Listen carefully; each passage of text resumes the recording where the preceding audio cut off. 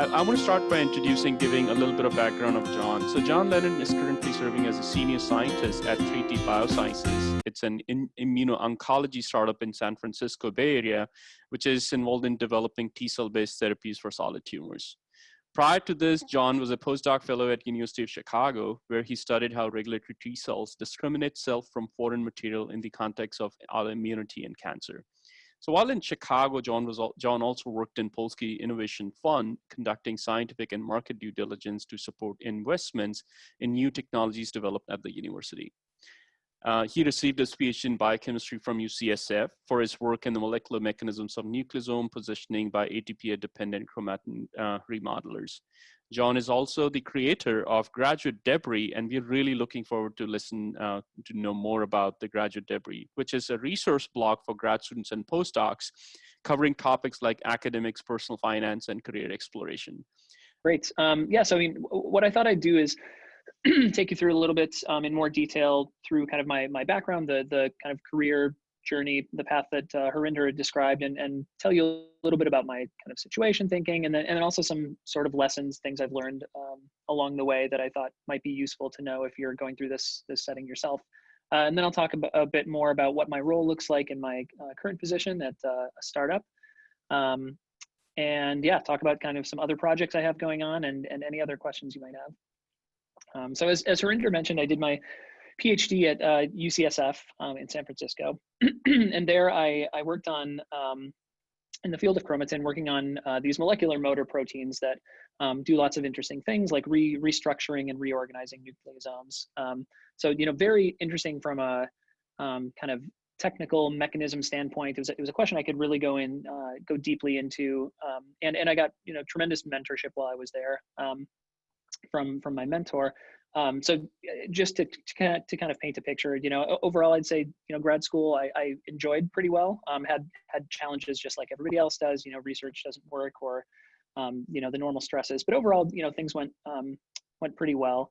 But I think, you know, maybe midway through graduate school, I started thinking a little bit more about what comes next. And, you know, in getting into graduate school, I think I kind of made the kind of automatic choice to go and get a PhD. I think it ended up being a fine choice for me, but you know, I'll admit fully that I wasn't completely aware of kind of what else was out there, right? So I had seen, you know, in undergrad, I enjoyed doing research. I was enthusiastic about science, and all of the people that I had seen, kind of the role models I had along the way, were graduate students and postdocs and professors, right? All those people who had taken that one career track. And so that was the model that I had for what a successful career in science looks like. And so, right, for that reason, the PhD was kind of the automatic choice. And yeah, but so it was probably, you know, third year, something like that, where I started thinking about, you know, do I envision myself in this job? And there were some aspects that I really, you know, thought I would enjoy about being a professor, but other aspects, you know, things like not having control over where you live, you know, regionally speaking, you know, things like having to worry about securing grant funding and even the process of getting to faculty positions, right? The ultra competitive kind of job markets and all these things. So yeah, I think, you know, at some point I was maybe started entertaining the idea of different positions, but I realized I didn't really know what else was out there. And so I was fortunate enough to be at a place like UCSF that was a part of maybe a dozen or so schools at the time, and I think it's expanded to more, universities who have received funding from the NIH to develop career development programs for graduate students. And at the time, UCSF's program was called GSICE, and this was a series of seminars, much like this one, but also kind of intensive workshops and things like this to teach you how to reach out to people, show you what types of careers exist, prepare you how to interview for positions, things like that. And through that, I got exposure to things like, you know, industry research in a more detailed way than I had before, but also things like management consulting, which is something that I hadn't really considered before, but, you know, it definitely piqued my interest. Right, so I think toward the end of graduate school, I was somewhere, you know, thinking, you know, maybe 80% of me wanted to do something other than academia. There's maybe 20% of me holding on to the thought of maybe, you know, maybe I could make it work. Being a professor can be interesting. And so, yeah, before I go on to my postdoc, I think I'll kind of reflected on a little bit, you know, what were some of the things that I some lessons that I've learned, or things that advice that I would give to people, going through their PhD now. I think something that was really influential, it really influenced my trajectory a lot, or really, helped facilitate my transition through graduate school, was choosing a PI who really prioritizes mentorship. This is, not even necessarily related to the idea of career exploration, but I think this is super important. And if you're in a lab and you've realized, that your PI maybe doesn't have time to mentor you in the way that you'd like, then seeking out additional mentors. I think that's super important. That projects can come and go, but having someone who's there who can kind of help shepherd you through it and help ensure your development and growth as a scientist is really important. This is another one. So, applying for fellowships I found to be a really helpful exercise. And even as someone, I went on and did a postdoc, I'm working in science, but I think even for people who are not, if you think you might want to go into something that's more business oriented, having a fellowship, I think, is beneficial for a number of reasons. One, I think it helps, anything you can do to help you with communication and being able to communicate science clearly is super valuable experience, especially if you're going into fields that are more outward facing, like a business oriented profession. Secondly, it's a tangible thing that you can say, look, there was this competitive thing that I achieved, and there's a dollar amount attached to it. There's a certain amount of prestige. So having that as like an item on the CV, especially if you go out, somewhere where maybe your publication record is less important than other things, this is a tangible thing that is valuable on your CV. So both from the technical side of skills you gain and for your own development and professional skills, I think applying for fellowships is really important. This was a big one for me. That this third point was something that I grappled with. I literally had a professor say to me during grad school, like, you like science, right? And you're pretty good at it. Then why would you be anything else other than a professor? And like that to me, just something about that just rubbed me the wrong way. And I think that was the challenge I had. It was like, I felt like, I'm not terrible at this. Like, why is it stupid to walk away, right? A lot of people really want this job. But I think that it's important to be honest with yourself and recognize, what is it that gets you up in the morning? What is it that excites you? And also, what is it that will give you the other things that you want, out of your life, out of a career?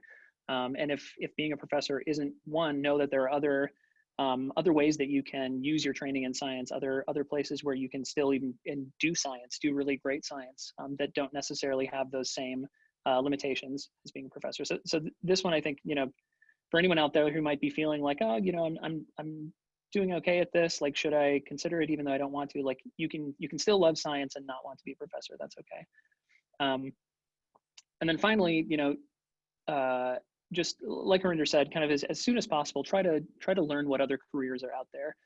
Even if you think you know what you want to do, it's useful to know what other options exist. You also might think and then find something else that's a better fit for you. And I would say that that's even important. This kind of learning what other career options exist for PhDs is even important, even if you're 100% positive you want to go into academia. And I don't know how many people attending the seminar are in that camp, but the way I think of it is if you want to be a professor, someday you will be training graduate students and postdocs of your own. And knowing what career options exist for them outside of academia is one way to really be a supportive mentor. And to help train them, help to give them the skills that they need to succeed. When the reality is that the majority of PhDs won't go on to do the same job that the professor does. So yeah, super important, I think, regardless of which career path you take. And I'm happy to talk more about this later. This is a little maybe out of it's maybe not sequentially in order with my kind of career trajectory here, but I think Harinder mentioned that financial tips, personal finance for PhDs, I think is something that I've thought a lot about over the years, and I've realized that there's kind of a need there. First, I want to normalize the fact that surveys have shown that more than half of graduate students report at some point feeling stressed about money, and I'm sure if you go to high cost of living areas, that I'm sure that number goes up. And it's something, I think money is something that doesn't get talked about a lot in academia, but the reality of it is that by choosing to go to graduate school, we are making a financial sacrifice, right? If you look at, friends or colleagues in other industries, right? There's a gap between how much you're making as a graduate student and how much they're making, and that accumulates over time, right? And so there is a financial cost of going to graduate school. All that said, of course, there is like, more long-term earning potential, and there are other things like job satisfaction that obviously come into play. But I think the money is a factor that should be discussed. I think more than it is. So in terms of like Harinder said, trying to make the best of the situation that you're in and make those cents really count. I think the first tip that I would give to people is track your spending and make a budget. And there are plenty of free tools available for this. I think the kind of most commonly used one is mint.com, where you can sign up and have it sync with all of your financial accounts and say, okay, where, what is my money coming in? Where is it going? And even just, being able to see that visibly makes a huge difference in terms of understanding how much you have to work with and where you might be able to save for things that you want to do. Second point that I think is super critical is that in your 20s and 30s, it's like the best possible time to start saving for retirement. I know it seems like it's really far off, and maybe the idea of like investing sounds complicated or like sketchy to some people, right? But this is it's a very standard thing. And again, if you consider the cohort of people that didn't go to graduate school, your friends who are working at for a tech company or any type of company, right there, maybe without even knowing it, they're saving for retirement, because a pretty common practice is having money taken out of your paycheck every month to go into a 401k, which is a retirement investment account. So this is something that is kind of done automatically in a lot of other careers, but as PhDs, we don't necessarily have those mechanisms built in, and so we have to take more active, participate more actively in that. But the good news is, right, if you start early, the money that you contribute, like I said, in your 20s, has the longest time to grow. And so it's just, even if you only have $50 or $100 a month extra on top of your budget to put into a retirement account, that makes a huge difference over time. And again, your PhD, right, if you're spending 5 years somewhere, $50 a month, $100 a month, that'll add up over 5 years. So start thinking about those things early. This is maybe a pretty specific one, but for people who might be on fellowships and things, look at your paycheck each month. If you don't get taxes taken out of your paycheck, then you are responsible for paying estimated quarterly taxes. And hopefully your universities talk to you about this, but that is an important point. And then this is maybe less pragmatic advice, but more just philosophical. I would say we as a field, I think, should acknowledge that it's okay to factor money into your career decisions. And I would maybe even say the converse, right? It's like, it's silly not to consider that as one of many factors that might impact your career decisions. I know in academia, I think people like to treat money like it's this forbidden topic, right? Like you should be happy to do science for low wages indefinitely because of the joy of science. But ultimately, right, it's a real thing that has real implications for your life and your family and things moving on. So being okay talking about money and not feeling guilty for considering money as one of the things that impacts what career it takes, I think, is advice I would give.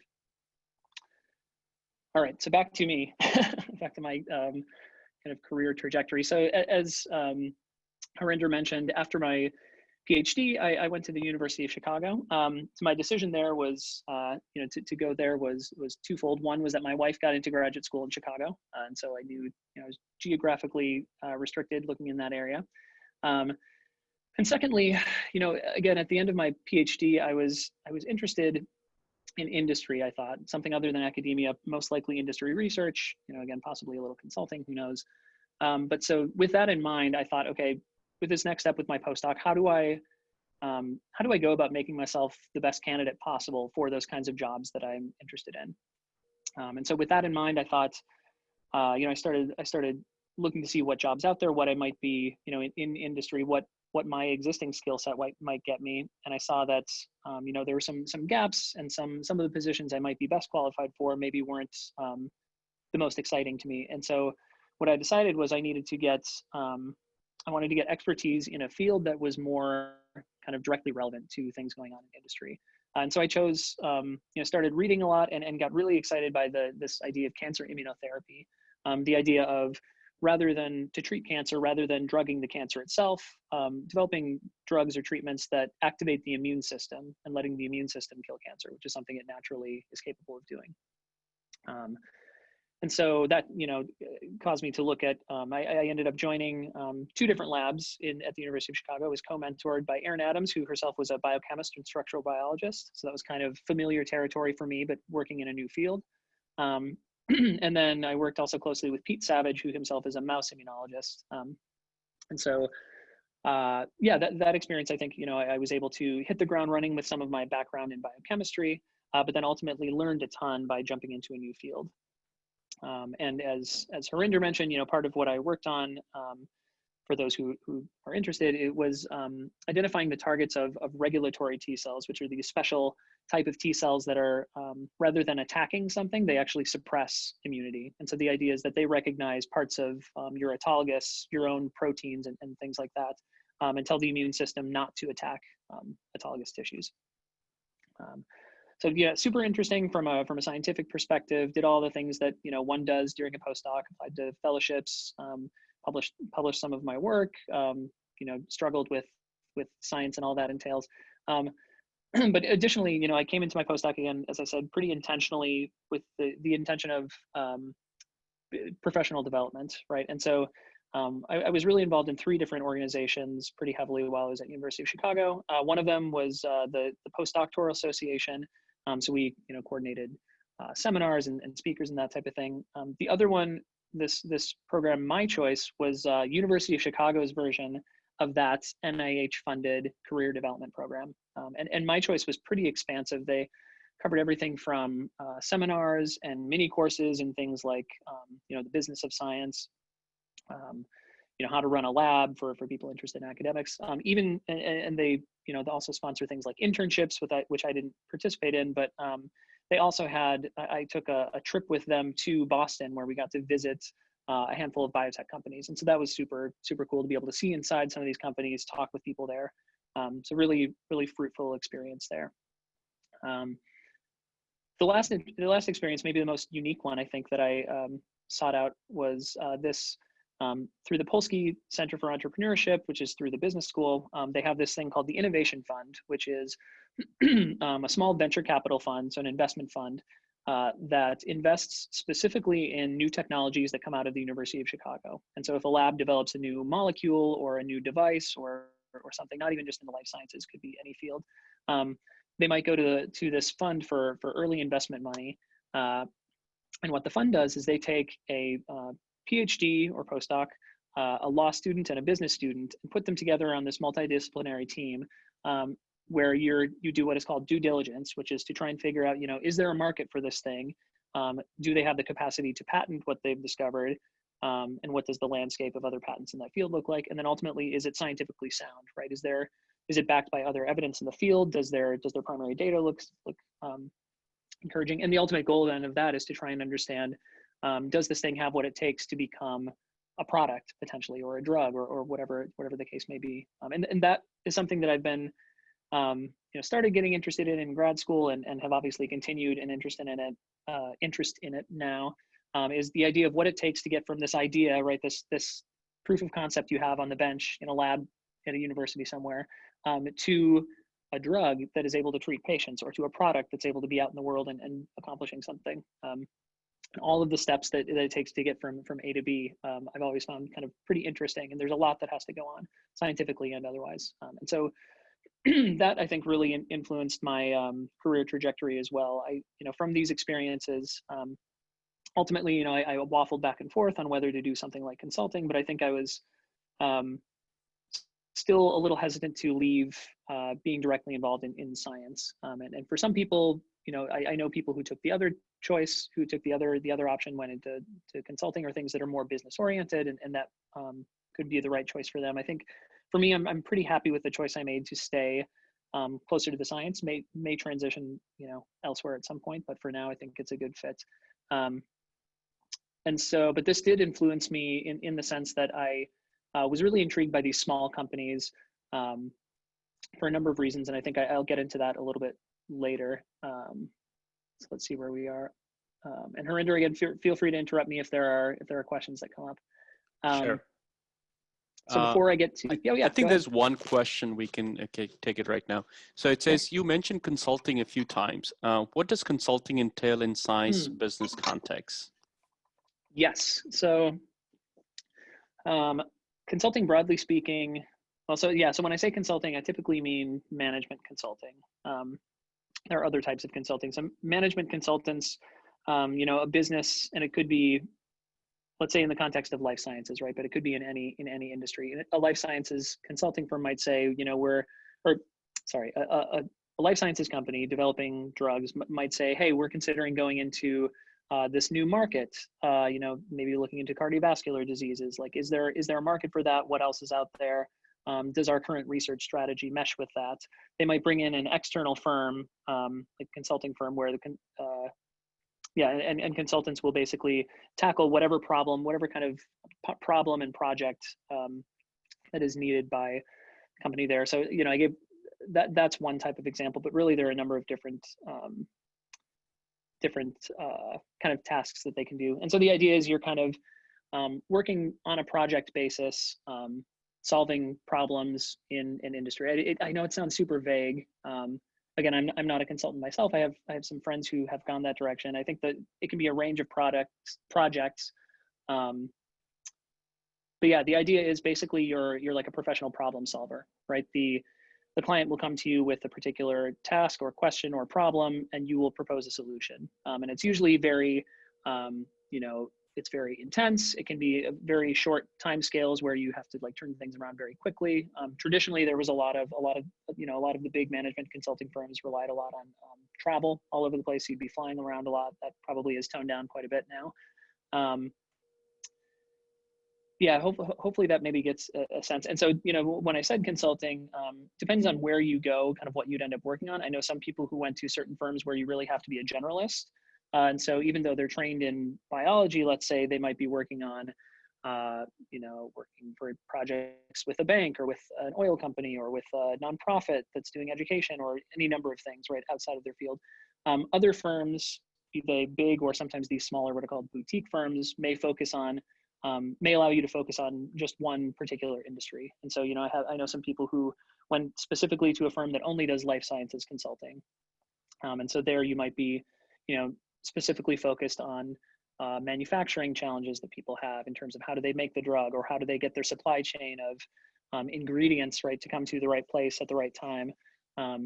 But so all of these tend to be with more of like a business focus. And so there's a whole spectrum in terms of what you could do, whether that's in the life sciences industry or not. So John, I may reach out to you to ask for suggestions on consulting. This is something we've been planning for some time. So absolutely. Yeah, we have another next question, which is also very relevant by Marketa. She says, you mentioned how you were unaware of other career options there were for you outside of getting a PhD before you started grad school. What knowledge do you know now that you wish you could share with your younger self about these other career path possibilities? Yeah, that's a really good question. Honestly, I think I wish I had taken, I suppose a lot of people would say this in a number of industries. I wish I had taken some kind of computer science or basic coding classes earlier. I think that the flexibility of having that skill set would be useful. But more broadly, in terms of what kind of possibilities exist, so I think there are a number of options. Like if you don't have a PhD, certainly you can, I know people who have, and we have people at my current company who came fresh out of undergrad and are working, a lab research position in a company like this. Some people might stay and just, do that for long term. Some people might do that for a couple of years and then decide to go to graduate school. So that kind of research track is still open to you. But I will say without a PhD, there tends to be kind of a cap on how high you can rise in the purely research track. And certainly it the development is slower there. So that's part of it. I think there's also kind of a number of other positions that, require some understanding of science, but are not purely research-based themselves. So for example, our chief business officer, the person who does business development with us, has a bachelor's and master's of some science, biochemistry or something like that. He himself is not doing any science day to day, but he is negotiating with, pharmaceutical companies that might want to do research collectively with us. And he's still attending our lab meetings and seeing the data we're presenting, and he's up to date on those things. So having an understanding of science, but going into something that's more either with a business focus or marketing focus within a larger company, let's say. Those are options that I think don't necessarily require a PhD. Certainly there are people in those roles, and depending on the company, there might be a different precedent for it. But yeah, and I guess I don't mean that to say, if I had known about these, I don't know that I would have chosen any of them for myself. But just to acknowledge that, it wasn't a fully informed decision that I made to go to the PhD track, right? It was kind of I jumped in, ended up working out, I think, okay for me and being a good fit. But yeah, I know people for whom, that maybe wasn't the case, and they realized partway through that, oh, maybe I wish I would have done something else instead. So good to be aware as aware as you can of kind of what else exists out there as much as possible. And I'll get to some tips about how to find that type of thing out, because I know it can seem like a big black box a lot of the time. All right, thank you, John. These are the two ones we had. Go ahead. Yeah. Great. Okay, so we'll keep going.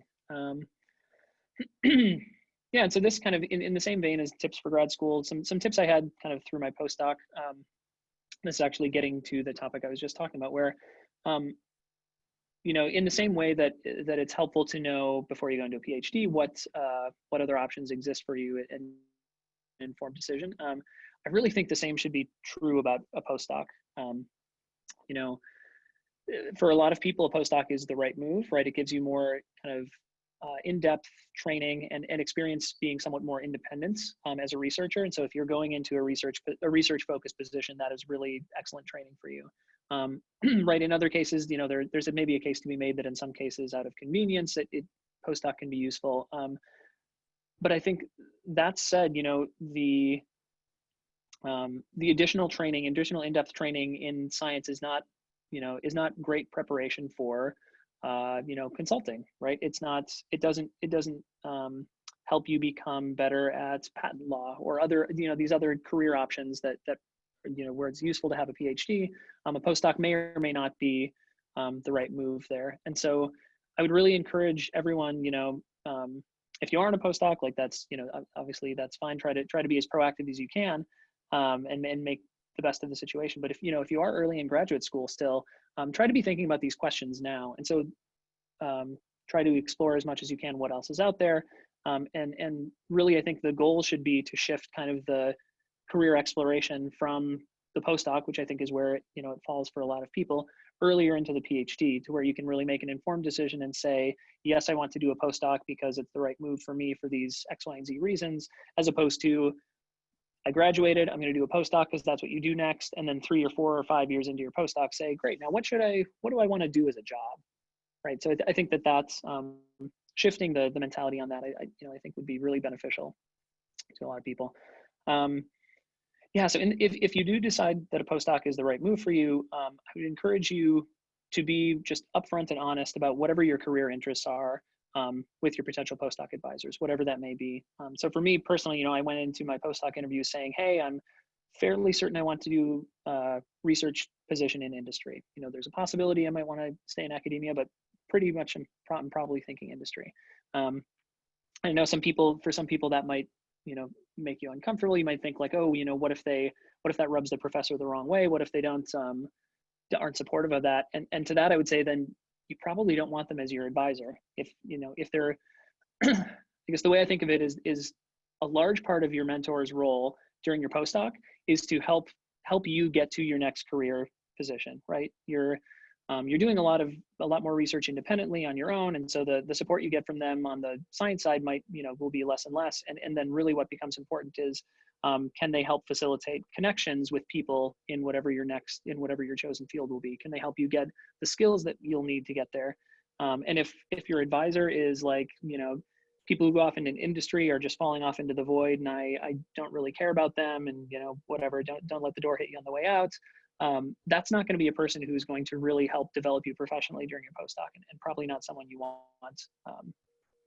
And again, if you find yourself in this position and you've kind of realized after the fact, seek out those additional mentors, other professors in the department or other people, people who are currently in the field that you're interested in, try to find those mentors to fill that gap. Yeah, so then kind of in the same theme of, you know, making it an intentional choice, I think I would encourage everyone to view the postdoc as a time to actively engage in your professional development. So, you know, I talked about how I wanted to gain new techniques and experience in a new field. I think also this should be viewed as a time to continue exploring your career options, make connections in the fields that you might be interested in, and doing things like intern or consult. And so, right, these kind of tangible, practical, hands-on experiences with whatever field you might be interested in. When I say consult here, I mean more, I wish there was, you know, better terminology, less management consulting and more like, you know, there are some cases where a company might want, so yeah, for example, you know, a company might want help from, you know, someone who does bioinformatics to work on a project basis. And you know, I know of situations where that's happened, where, you know, someone who's still in their PhD might advise on a particular project where they have a unique skill set or something like that. So any sorts of experiences that you can have that kind of connect you with those industries and give you more of a flavor for what it looks like and help you build those relationships, those are really helpful. Right, so figure out what you need in order to get to that next step, and then try to build that into your postdoc. And I'll just make a note that, right, even if you're on the academic track, all of these points still apply, right? So during your postdoc, you should be looking for what can I do now that will prepare me to be more successful, both in securing a professorship job, but also in running a lab, right? So looking for mentorship training and workshops, looking for workshops on how to run a budget, how to run a lab, things like that, you know, how to write a K99 or these other transitional awards or R01s, things like that, that'll be really important for your next position. Seeking out those training opportunities is important. Okay, so yeah, towards the end of my postdoc then, I guess it was again kind of spurred by something that was outside my control, and that was that my wife matched for her clinical psychology internship back in San Francisco. And so we knew that this was coming. So I had, you know, published my paper, was just kind of waiting. And as soon as I found out, basically started applying. And what my search looked like then was, again, looking in the San Francisco Bay Area. And I knew at this point I wanted to work for a small or mid-sized biotech company in the area of cancer immunotherapy. And I'm happy to take questions about, I know Harinder mentioned the difference between large and small companies. Full disclosure, right, I have only worked for a small company, and I think, you know, people's, I think, answers to these types of questions are always somewhat biased toward their own experience. But I can tell you why, you know, I narrowed my search to those sizes. For me, from talking with lots of people who worked for various types of companies, I knew that I was really interested in being in a place where I could make an impact on the science that was happening and on the direction, the scientific choices that were happening. And so that's certainly more likely to be the case at a small company. And also, you know, from this kind of entrepreneurial side, I was really interested in beyond just my role, you know, in early, you know, discovery, exploratory research, beyond that, kind of what it takes to get from there to a product. And so I was interested in seeing more of the other functions that happen within a company. And again, from talking with people, I get the impression that you're able to see more of the entire process at a small or medium-sized company than you are at like a big pharmaceutical company, where you might be, you know, given a particular subject area or a particular domain where you can go, you know, really deep in that area, but you may not, you know, once you complete your portion, you may hand it off to someone and not necessarily be involved in all the downstream steps. And of course, there are pros and cons to both of those. Happy to talk more about that from my experience anyways. But that was my choice. And so just to give you a sense of what the interview process looked like at that time, and we can talk more about how this may have changed during COVID. But this was about 2 years ago. So my interviews, you know, I would send out, you know, feelers, either apply online or reach out to people at the company. Companies that were interested would call back and schedule a phone screen. So this would be a short, maybe 15-minute call, either with human resources. And so this would be a non-scientist. This would be someone who is familiar, you know, at kind of a buzzword, keyword level, what's required for the job, and also trying to weed out any kind of, you know, jerks, I guess, at an early stage and see whether you're, you know, on paper qualified for the position.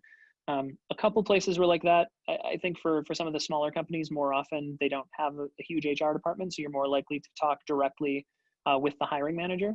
And this just means the person on the scientific team who will be your boss if you get hired. Right, so it's someone who has deep scientific, knowledge in whatever it is you will be doing, and you ultimately will report to them. So that initial phone screen is just to gauge, like, are you, directionally the type of candidate that we're looking for? Do you largely check the boxes? And then there may be one or several additional phone calls with either the same, with the hiring manager or with other scientists on the team, to get a sense of a little bit more deeper kind of background, sense of your understanding of the field or your experience, that type of thing. And if all those things go well and they're interested in you, then ultimately then they'll schedule kind of the full interview, which is, these days more likely to be a video interview, but at the time I did in-person interviews. But I think the format is still largely the same. So these, for PhD level hires, they'll consist of an hour-long seminar, very much like an academic seminar or like an academic job talk, where you'll present for an hour on your research and field questions from scientists at the company. And then in addition to that, you'll have a half day up to a full day of one-on-one interviews where you're talking with other, again, scientists from that department, maybe from adjacent departments, people with whom you might interact and who have an interest in the position, or an interest in the person being hired into this position, right? People you might work with. Yeah, so just, timeline for what my personal job search looked like. February 26th is when, I got the word from my wife that we're going to San Francisco. And so I started outreach at that point. Over the course of, I guess, the month of March, I had, a bunch of phone screens and interviews like that. And then as soon as, for me, again, since I was applying in a place other than where the job was, right? I had to take a trip out to do these in-person interviews.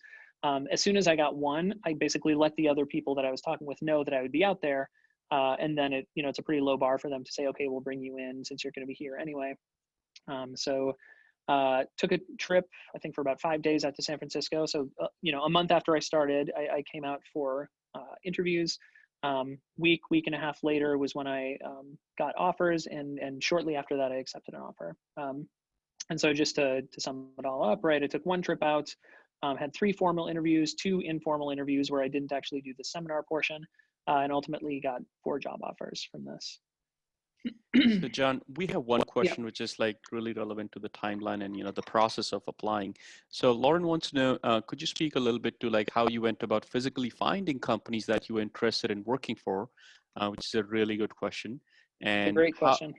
and the second part is how you made that initial connections with these companies, that is applying to the posted career opportunities, conducting informational interviews first, cold calling companies, etc. Really good Yeah, question. totally.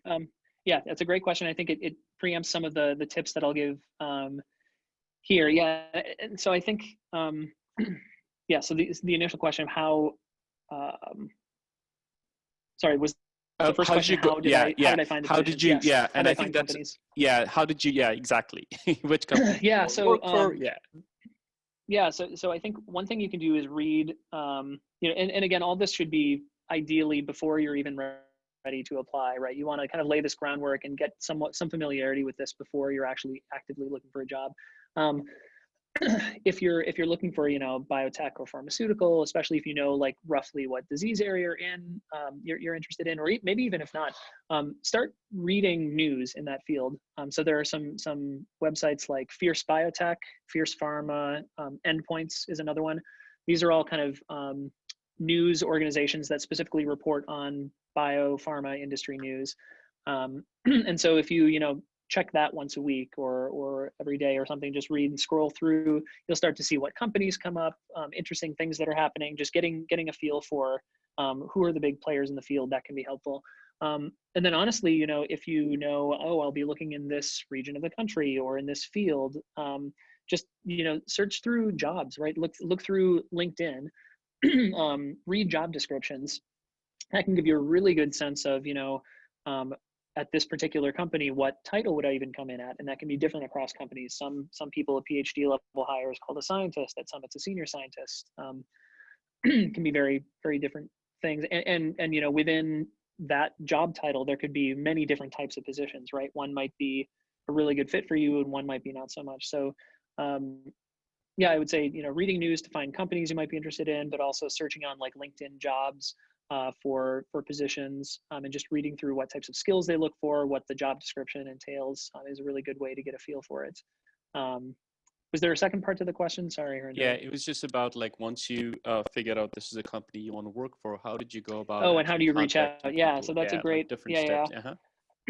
Totally. And I think, this props to this question, who asked this question. I think you hit on a number of the points that I wanted to give as takeaways here. Yeah, I think the take home message is you're way more likely to get full consideration for a position if you have some sort of personal connection. And by which I don't mean you have to have like a friend at the company, but like how the process works. And I can speak to this now from the other side, even at a small startup, right? These, from our perspective, right, the applications are coming into like a shared email account that people have like shared responsibility of like checking, or maybe the one person hiring the position might check it, but basically each day you might get 10 or 20 or 50 applicants, right? And so you're scrolling through this email account, maybe clicking on a handful of resumes if they seem relevant, but it's like really easy to miss candidates there, right? It's hard to make, since we're all doing this, right? If we're hiring for a position, we're doing that on top of our job of like doing research in the lab and managing people and all this stuff. So it's always this like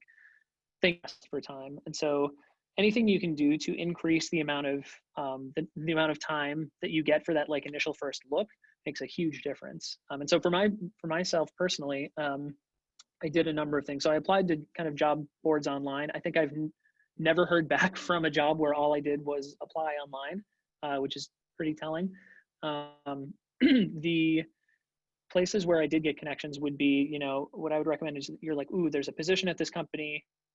They're really interesting. Go on LinkedIn, look at people at that company and look for people who maybe went to your same university, either for undergrad or grad school or postdoc. Look for really any like initial connection. And honestly, if you can't find that, maybe just message someone and say, hey, here's my background. Maybe we have this thing in common. I'm really interested in hearing more about your experience working at this company.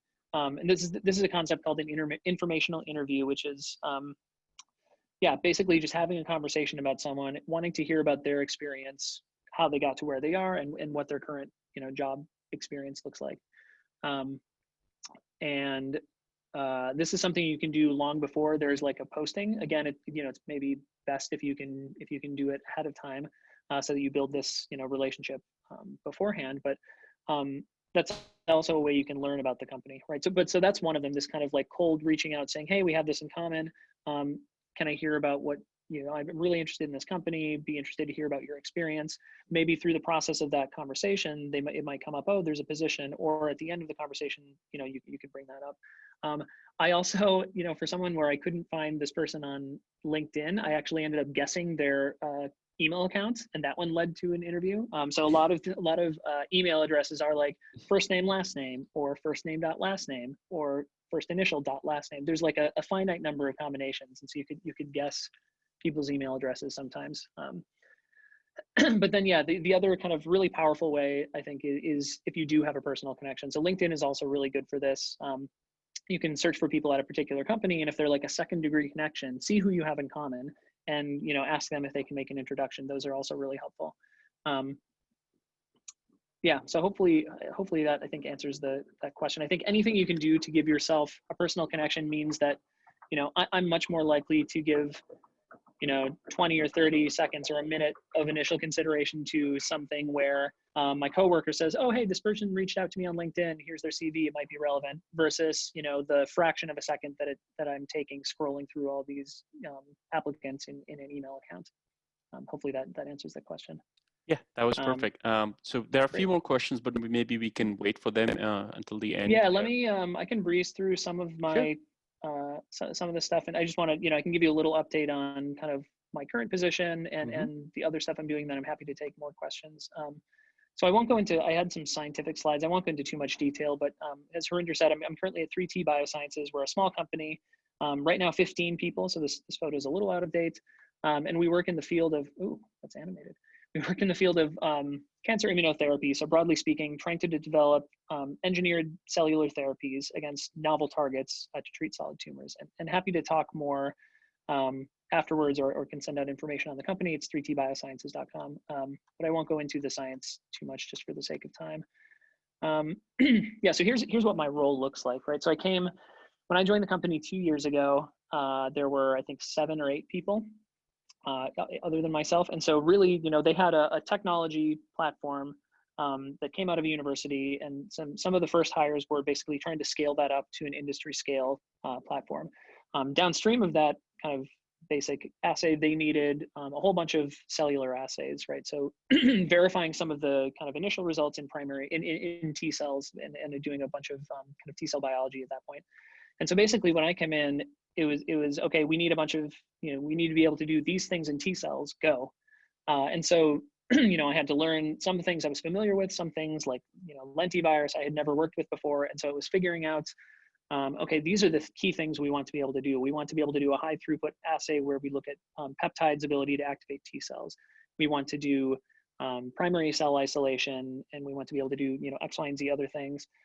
Figuring out what is the best approach to do it, what materials and equipment we might need, and then building those out, troubleshooting assays, getting a protocol up and running, and then ultimately training other people to do that work. So this is probably one of my favorite things about joining a really small company is you, I just had the opportunity to say, okay, here's a problem, get creative, try to figure out what the most scientifically rigorous and fastest way to solve it and to address this question is, and then build it out. So that's been really encouraging. And so it's still establishing new assays and then generating data on some of our existing workflows. And in addition to myself, I also manage a team of 2 to 3 people, depending on kind of priorities month to month, doing most of the T cell work that's happening at the company. And so these, people with a range of different experiences, experience levels. Other responsibilities I have are presenting at company meetings. These are things like, data presentations, but also updates on progress on various projects. They, as a small company, I feel like my opinion is also taken into account on things like critical feedback on data that others are presenting, as well as like the overall scientific strategy, right? What approaches should we be using? What rationale should we be using for picking targets that we want to go after, or things like that. More recently have been, again, there've been opportunities that come up to, if I see an opportunity where like, hey, we should be moving in this direction as a company, I can propose a new project, with here's the methodology we should use, here's what the budget would look like, here's the timeline. And if I get approval, then basically make it happen. And that's been super cool to be able to do that. Again, I think opportunities that you're maybe more likely to come by at a smaller company. It also comes with challenges, right? So, we're not at a company with huge existing pipelines. If we wanted to do mass spectrometry or what have you, right? That's, if it's something we don't have expertise on in-house, we have to figure out how to either outsource it or like build it ourselves. And so it's also, there's some challenges associated with the small company as well. I also manage an external research collaboration with an academic partner. So we fund, some of the work going on there, and in exchange, we, might, publish papers with them, and we get some data in return from them, which is interesting. And then also being a startup, there aren't people to do some of the organizational or administrative tasks. And so things like figuring out how we should organize our electronic lab notebooks, or what nomenclature we should use for storing samples or data, or taking out the trash sometimes, right? There's a lot of other things that kind of entail. So it's wearing a lot of different hats in my current role. And then, I don't have to spend too much time on this, but in the last couple minutes, I'll just I'll give a a little shameless plug for this side project that Harinder mentioned. Started this maybe toward the end of last year, and it took a little bit of a hiatus, and now I'm trying to get back up and write more. But basically, having talking at events like this, and being pretty engaged with trying to share with people kind of what things I've learned along the way. I decided that wanted to create kind of a repository for all of this, and so this site, graduatedebris.com. written a bunch of articles. And so actually some of the topics that we've touched on, I've written kind of longer articles with advice. So things like how to get a job in industry, and also some pretty in-depth guides for saving for retirement, and other topics in personal finance. So yeah, this is, I would call it a side hustle, except it's not in any way designed to make money. So it's more of like a passion project. It's information that I think is really important, where in some cases I think there's kind of a dearth of resources for people on the PhD track. And so I'm hoping to make this a free resource for people who have some of the same questions that I had going through everything. And with that, it looks like maybe 5 minutes left for questions. I'm happy to stay a little bit over as well. So feel free to ask away. All right, thank you very much, John. This was very informational. We loved it, and it was really nice that you covered many different topics, including the money part. Now, I have a couple of questions which are directly related to what you just talked about to your company. Quickly, how many do you have postdoc level people in your company? Since you did postdoc, and this question comes up all the time: is postdoc necessary or required to get into industry, research, or other industry positions? Yeah, great question. Do we have postdoc level people? Yes, we have a mixture of people who did a postdoc and who did not. The startup situation is a little bit, maybe not the best example, because I think it's very situational, who ends up getting picked for what. But broadly speaking, I think, do you need a postdoc? My advice that I give to people on that is, if you know the type of position you want in industry, keep bearing in mind that there are some positions where you might do the same thing over and over again, and maybe less room for creativity, whereas there might be some roles where you have this more creative license to run things. If you know kind of what field and on that spectrum what type of position you want, and you're able to get it out of grad school, I would say go for it. There's very seldom a kind of career like level bump for the experience you gain in a postdoc, which I think is a bit of a shame. There are some companies who adjust for that, right? Who might bring you in, if you have a fair amount of postdoc experience, might bring you in a little bit higher. But ultimately, if you can get to that position with just a PhD, I would say give it a shot. The reason I see for doing a postdoc is kind of a silly reason, that basically you're competing for positions with some people who have postdocs, right? And so the additional experience, maybe managing more junior scientists, the additional experience in additional techniques or other fields, like all of that, might make these other people a more competitive candidate. And so for that reason, right, you might just find that if you apply for these positions, maybe you're not considered as much as someone with postdoc experience would be. So I think there's no hard and fast rule. I think, my advice to a lot of people is try both, apply to both, and see what you get, and see what seems more interesting to you. All right, that's interesting. Thank you. There's another question.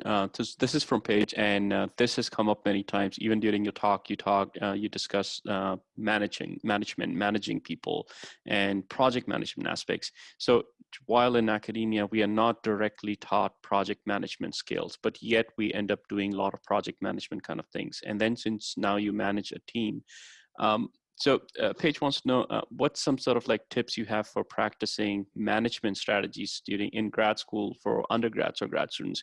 That's I've worked really with a lot of question, I've worked with so many undergrads, and it was just like first time it was a blunder. I wish I had known better, and then you get better, but then I wish there was some training. Yeah, absolutely. Yes, so I think in terms of like the project management, I think you got to give yourself a little more credit. Like PhDs, we do this all the time, and maybe to varying degrees of success. And I think you learn to manage things over time. But for managing large projects, right? Anytime if you have multiple things going on in the lab on a given week, right? You're in some way scheduling things out and planning what's going to happen what day, and that all falls under the umbrella of project management. So for that, I would say more you can do to like come up with an organizational system for yourself for that type of thing is super useful.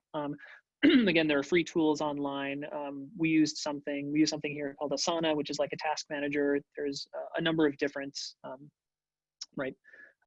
tools out there. Anything you can do to plan your week out ahead of time, or if you lay out a timeline, if you have two overlapping projects that maybe you'll be doing two different things this month, plan out what's going to happen on what day. That the practice of doing that will help you really see what you have room, like what days you'll have actually extra room to do things, what days you might be busy. That's very useful.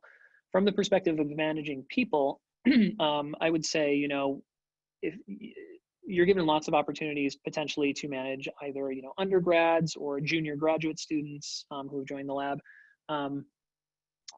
What I would say is try to be as intentional as you can about those relationships, right? A lot of times, I think it's easy to fall into a situation where like you're focused on your own thing and you're like, oh yeah, there's this other person on the side I'm supposed to be helping. But again, if you can take that same approach to organize things in such a way where you're like, okay, great, this week, this person is going to work on X, Y, and Z, and I expect them to, at the end of the week, have produced 1, 2, and 3, produced these things, right? And so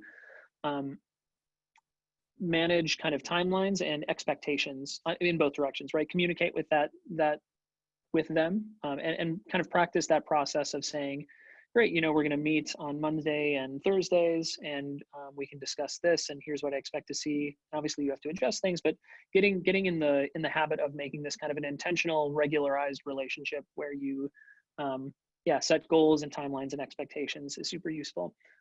It's also useful just like mentorship experience, right? Consider your role there as helping them develop as a scientist. Right. So if you see that they have problems, be proactive in, at each meeting saying, is there anything that's going wrong? Can I help with anything? Are you struggling with anything? Or even addressing those things proactively. If you see challenges, kind of bring up, basically just spending some extra time in those circumstances where you're given the opportunity to supervise or mentor someone. Spend a little extra time to plan and to really engage in mentorship there. And I think that that's great experience that will certainly, help you in applying to jobs in industry and help you once you actually get in those positions too. Great. So we have a couple of more questions. Do you have a few more minutes to spare? Yeah, I can say another 10 I know you're minutes at or so. work. Okay, great. So so Jake has a question. Jake said earlier, jump the gun. So oops, he says, I didn't mean to hit the send yet. But Jake wants to know, did you only see companies that were in exact same field as your graduate or postdoc studies? And how much flexibility do you think companies have for potential employees from different or similar fields? Like what about like orthogonal fields where your expertise might be unique to the company? That's another very good question. Yeah, totally. In my particular circumstance, I knew, immunology kind of what I was interested in, and that happened to be, right. It also overlaps with some specific domain area expertise that a lot of companies wanted, so that worked out. I know a lot of people who are where that wasn't the case, right? Maybe they had a skill set, maybe they're, did a lot of cell biology work and they can be working on basic cell biology questions or, some specific disease and end up working for a company that does something else. So I think there are two ways to look at it. One is there's some domain area expertise that can be useful. Sometimes companies want that, sometimes they don't really care. But a lot of times, especially in industry positions, a lot of times people are looking for people with a particular technical skill set. So if you've done next-gen sequencing on yeast, but there's someone who's looking for someone with expertise in next-gen sequencing to work on cardiac drugs, that might still be very relevant expertise, and they don't care that you worked on a different system. Again, same thing is true of biochemistry or cell biology or mass spectrometry, right? A lot of times the the technique is more what gets your foot in the door and what might be relevant to them at that time, as opposed to like the domain expertise. That said, if it's a protein purification position, protein engineering position, and you have no experience ever working with proteins, but you're in the same field, that probably won't cut it. So Great. a lot of the times it comes down to the experience. Lauren has another question, which is again very important. She says that she's conducting informational interviews. I always shy away from asking about how much money, and I totally agree with that. Like your money, as you said, in academia is such a taboo topic. Nobody wants to talk about it. If you ask your PI is going to be like, well, if you want money, then go somewhere else. The academia doesn't have enough money. But it's a really good question that, how do you talk about money, like how much they make and different kind of positions? And yet said it is an important factor to consider in choosing a career path. Any advice on how to broach that topic when talking with people, especially in informational interviews? Yeah, that's really challenging. I mean, I think, as much as I think people, I think there is still some hesitancy around money, and you don't want to send the wrong message to someone, especially if this could be a connection later on. So I think the circumstance in which I think it's okay to ask a little more concretely about money is if you know the person fairly well. But I think in an informational interview where this is your first or second contact with the person, I think probably I would not ask questions about like what salary do they make or that type of thing. What I can say is that there are a number of resources online that are super helpful. So Glassdoor.com is a website that's really helpful where you can look at, especially for bigger companies where there's just more data, people basically volunteer salary information in an anonymized way. And so you can say, what does a scientist two at Pfizer in San Francisco make? And it gives you a range. It gives you a range of both, there's base salary, there's like bonuses at the end of the year. There might be stock with some bigger companies. You can get information that way. There are also some kind of forums, there are Reddit channels where people talk about this type of information, questions on Quora, that type of thing. Yeah, I mean, I think it's tricky. I think the best way to go about it, if you're not like really familiar with the person, is to try to look for these types of sources online and use that as a gauge. Awesome. Yeah. So I did add some links in the chat about like project management and graduate debris, and also the Glassdoor. This is as John said, like you might not get exact amount, but you'll get some sort of a range. And also use this when you're finally you've been offered and you're negotiating for the salary. Look up what's the market trend for like that position and what's the range. So never give an exact number that I want 80,000. That's it. I won't take anything less, because you're probably going to jeopardize your chances of actually getting the job. So just give them a range and let them sort of play with it, and then come back and then you can negotiate. So that was a very good advice. I have one last question from John, and which is again very important, because we've heard from people who coming from large companies, medium-sized companies, and startups, and we hear a lot of stuff about like startups have lot of money because you're sort of building up, you wear many hats and tons of things and lots of experience. Is there any reason why you went into startup compared to large size companies? Yeah, no, that's a really good question. Yeah, I think a lot of the motivation for me was this idea that I was interested in kind of more of what happens in a company than just my kind of narrow slice of the research. And so I think that that is certainly the case, that I get a little bit more visibility into things here. I can walk into our CEO's office and ask him questions about whatever, which is an interesting kind of set of kind of experiences, or you get more visibility of more different things. So that's part of it. And like I said, I also valued kind of being able to come in and make like a really big contribution to the team, right? So on our team, we have, maybe 7 people on the scientific team actually working in the lab, maybe 8. And there might be a week where, an experiment that one of our research associates who is, fresh out of undergrad a year ago, something like that, is doing an experiment that everybody's waiting on. She'll present in front of the whole company, and the, CEO and chief business officer will all be like really eager to see the results. So like that type of thing that, in a small organization, your contribution makes a huge difference, and everybody is kind of on interested in hearing about it. So that type of thing I think really appealed to me. I think I also had what is, maybe a slightly misguided notion that at a big company I would be pigeonholed into doing one thing and nothing else, right? And not have room for creativity. I think maybe in some places, in some types of positions, that can be the case. But I think, as I've gone into it and talked with more people at who actually went to larger companies, from my same kind of cohort of grad school and postdoc, I think that's less the case than I thought it was.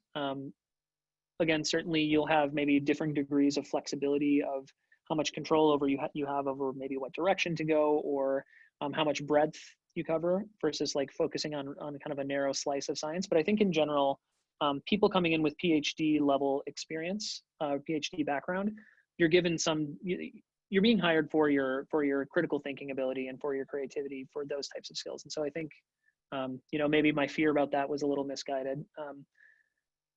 Certainly, yeah. So, things that I definitely like about a small company. At a small company, though, things are, hectic and chaotic. And if you decide, we're trying to raise money and what we're doing currently is not working, so we need to pivot a little bit or focus our efforts on this, you need to drop what you're doing and spend time on this for a little bit. Or, frankly, I think I didn't fully appreciate how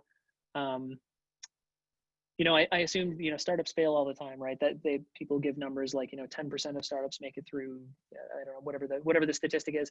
I don't think I fully realized that for, biosciences startups, that part of what could cause you to fail is not just that the science didn't work, which totally, we all know happens. I didn't realize that, there are some really mistakes in things completely unrelated to the science that could, make or break the decision for the company. And so those, anything that can rock the boat has a really big effect at a small company. So, a misstep by someone in management or a missed research deadline or something, those things can have real impacts. Whereas if you're at Genentech or Pfizer and your operating budget is huge, you can afford to miss some things. And it's slightly different levels of pressure in that way. Yeah, hopefully that's helpful. I think in a bigger company, right, you also have access to more resources potentially. That said, I think everything's like orders of magnitude different from academia. So when I came here, I was like, ooh, it would be nice to have this $100,000 instrument to be able to do this type of assay that we want to do. And they're like, great, let's demo it next week. And then great, let's purchase it the week after that since it worked out. So like it's a different scale entirely. And then I think going to a big pharma company can even be another, order of magnitude beyond that. So it's interesting. Well, this is the end of all the questions. This was very useful. John, it's always pleasure to sit with you, whether it's bar or like a science-related topic or presenting in front of students and postdocs, life beyond PhD. I really appreciate you taking time out and staying a little extra to answer all the questions. Thank you very much Absolutely. again. Yeah, really, really appreciate the opportunity to talk and hope people found it helpful.